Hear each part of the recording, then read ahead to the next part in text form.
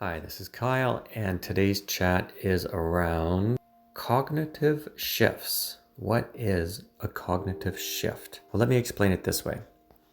The first part is I'll explain just what this term is because it sounds weird, but it's actually really important. When people can understand this term, it's a game changer for life, especially if you're a spiritually minded person. Total game changer, or if you're interested in becoming more of a spiritually minded person. Total game changer. So I'll explain why that is, just what this term cognitive shift is, and then I'll explain why it's so important and how you can actually train yourself, train it like a muscle. You can exercise your mind just like you exercise your body. And so understand the mind is not your brain. Your brain is a machine. It's an organ. It's the middle point between your spirit, the universe, the cosmos, God, creator, source, guides, energies, all those other metaphysical things, however you look at them, and your body. So your mind is the middle point, you could say, between your body and spirit, or that energy, and your brain is the connection point inside your body. But what I wanted to explain is what a cognitive shift is within the mind component. So we have a mind, a body, and a spirit. This is the mind component. So within the mind component, we can know if we are moving in the right direction of what we're seeking in life. As complicated as it is, you get feedback daily. So that's the key thing. But you have to look for the feedback in the moment. And as you notice things, as you're searching for things, as you're understanding what to look for, how to look for it, and how to get more into the moment to look for the little metaphysical things that are happening in there, you start to catch things and notice things, and you'll get more cognitive shifts, these epiphanies, these aha moments, these whoa, that's trippy, because if that didn't happen and I didn't take that left turn, or I didn't miss that flight maybe, or I got delayed for some reason, or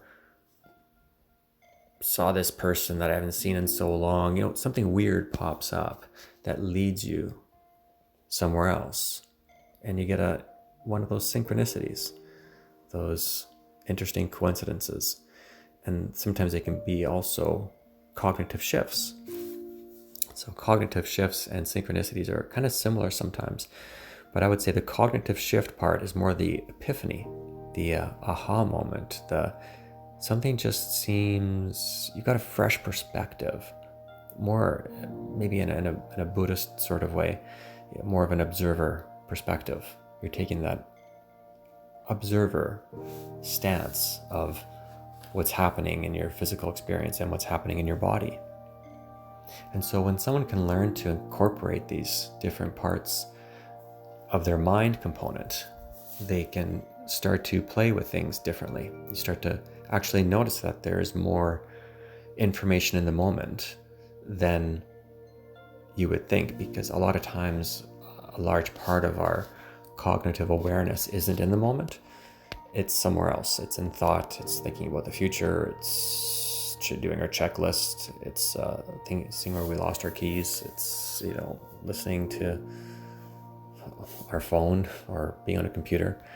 And so what we can do is harness how we play with the moment and what we're doing in the moment, so we can start to catch some of these interesting things, that bird that showed up, or that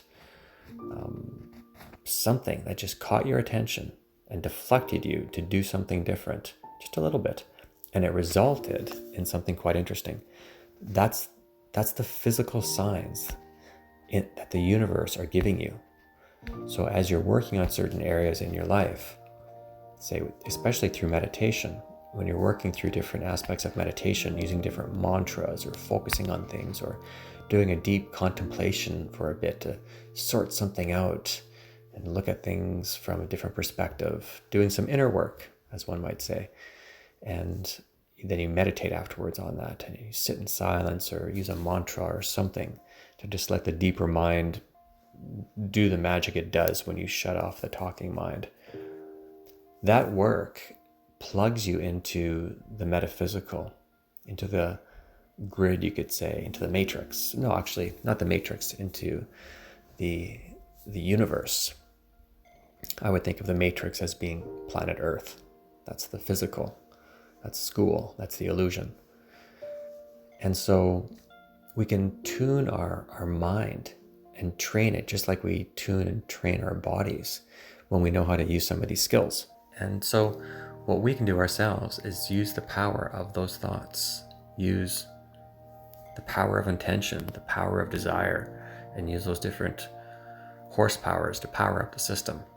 And those things, as they energize the grid, then you'll start to use your mind and your body and your spirit more and understand those systems more. And as you're working on them all individually, like say for example your body, just change your diet 10% for the better. Starting now, eat 10% better.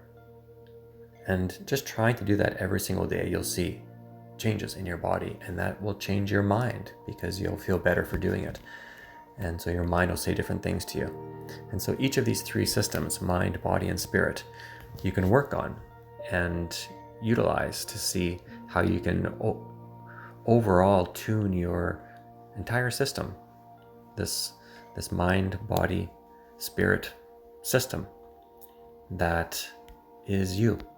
And it's a wonderful journey when you turn into a bit of a mystic, a scientist for yourself, to see how you can understand and work from the inside out. Please give comments below if there's any of these areas you'd like me to explore more, and I would happily do specific audios on things. I'll just do short ones like this once in a while just to share a concept. As always, sending love and light.